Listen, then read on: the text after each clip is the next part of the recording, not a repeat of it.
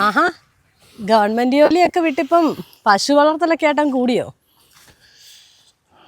ഓ, അമ്മയ്ക്ക് സുഖമില്ലായിരുന്നു, അതുകൊണ്ട് ഇത് ലീവ് എടുത്ത്. അല്ല, നീ ഇന്നലെ പെണ്ണ് കാണാൻ പോയിട്ട് എന്തായി? ഓ, അതും മുടങ്ങി. പെണ്ണിനെ അച്ഛൻ വിളിച്ചു പറഞ്ഞു നടക്കത്തില്ലെന്ന്. അയ്യോടാ, ഷോടാ, എന്നാലും ഇത് ആരാടാ ഈ കല്യാണം എല്ലാം മുടക്കുന്നത്? നമുക്കിതൊന്ന് കണ്ടുപിടിക്കണമല്ലോ. ഓ, എന്തോ പറയാനാ.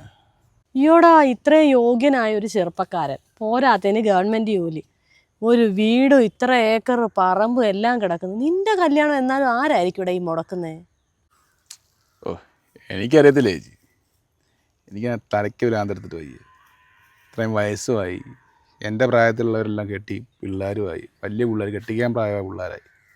ഓ, നീ ഇതൊന്നും പറഞ്ഞ് വിഷമിച്ചിരിക്കണ്ട. നിനക്ക് 38 വയസ്സല്ലേ ആയുള്ളൂ. 19 വയസ്സായ കിളവന്മാർ വരെ കിട്ടുന്നു. പിന്നെ ഞാൻ നാളെ തിരുവല്ലയിൽ പെണ്ണ് കാണാൻ പോവാ. ചേച്ചി ഇതാടും പറയൊന്നും വേണ്ട, ചേച്ചി മനസ്സിൽ വെച്ചാൽ മതി. കാര്യം ഇപ്പം ആരെയും വിശ്വാസമില്ല എനിക്ക്.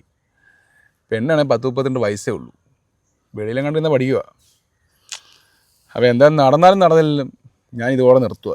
എനിക്ക് മതിയായി. ചേച്ചി പ്രാർത്ഥിക്കണേ. ഓ, നീ എന്തായാലും പോയാൽ പെണ്ണിനെ കാണ്. ഇത് നടക്കുവിടാ. നിനക്ക് വേണ്ടിയിട്ട് ഞാൻ പ്രാർത്ഥിക്കാം. നിന്റെ ഈ കല്യാണം നടക്കും. എന്തായാലും ഞാൻ ആ പോസ്റ്റ് ഓഫീസ് വരെ ഒന്ന് പോയിട്ട് വരട്ടെ.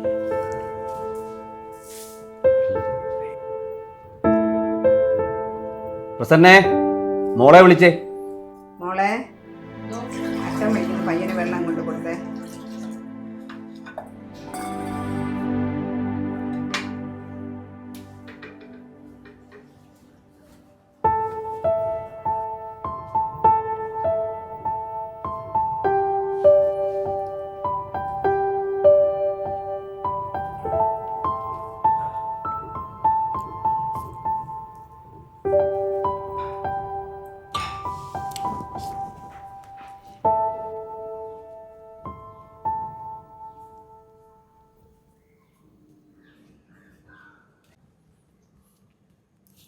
നല്ല ടെൻഷൻ ഉണ്ടല്ലേ?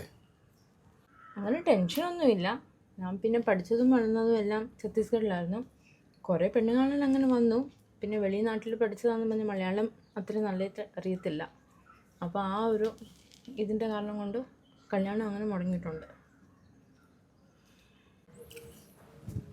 വീട്ടിൽ ഞാനും അമ്മയും മാത്രമേ ഉള്ളൂ. എൻ്റെ 37ാമത്തെ പെണ്ണ് കാണില്ല. പെണ്ണ് കണ്ട് വീട്ടിൽ ചെല്ലുമ്പം അവർ വിളിച്ച് പറയും താല്പര്യമില്ലെന്ന്. ആരോ മുടക്കുന്ന. ഇപ്പം ഞാൻ ഇവിടുന്ന് പോകുമ്പം ഇതുപോലെ ആരെങ്കിലും വിളിച്ച് പറയും അവൻ പെണ്ണുകൂടിയാണ്, കള്ളുകൂടിയാണ്, അവൻ്റെ അകത്ത് ദുശീലങ്ങളില്ല എന്നൊക്കെ. എന്തായാലും ഞാൻ അച്ഛനോട് കാര്യങ്ങളെല്ലാം പറഞ്ഞിട്ടുണ്ട്. വിധിയുണ്ട്, ഈ കല്യാണം നടക്കും.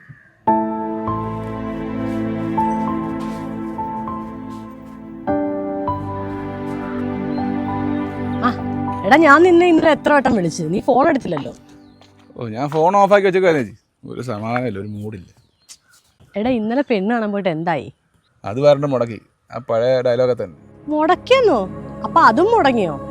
എടാ, അതൊക്കെ മുടങ്ങിയിട്ടാണോ നീ ഇങ്ങനെ കൂളായിട്ടിരിക്കുന്നത്? എടാ, ഇത് മുടക്കുന്ന ആരാന്ന് അറിയണ്ടേ? നീ ആ വണ്ടി എടുക്കുക, നമുക്ക് പോലീസ് സ്റ്റേഷനിൽ പോയിട്ട് ഒരു പരാതി കൊടുക്കാം. ഇത് മുടക്കുന്ന ആരാന്നൊന്ന് കണ്ടുപിടിക്കണമല്ലോ. മോനെ, പോലീസ് സ്റ്റേഷനിലൊന്നും പോകണ്ട. മോൻ്റെ കൺമുമ്പിൽ തന്നെ നിൽപ്പുണ്ട് ആള്. ഈ കൊച്ച ഇവിടെ ഇന്നലെ വീട്ടിൽ വന്ന് പറഞ്ഞത് മോൻ കള്ളുകൂടിയാ പെണ്ണുകൂടിയാന്നൊക്കെ. നീ മറന്നുപോയോ? ഞാനോ? എടാ രഞ്ജിത്ത, ഞാൻ നിന്നെ ഒരു കൂടപ്പറപ്പിലെ ഞാൻ കണ്ടോ കേട്ടീ. കൂടെ നിന്ന് ചതിക്കരുത്.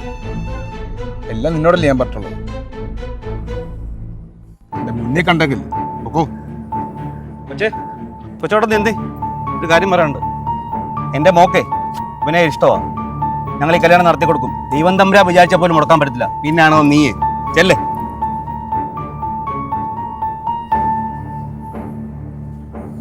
അച്ഛനെങ്കിലും എന്നെ മനസ്സിലാക്കി, എനിക്കത് മതി.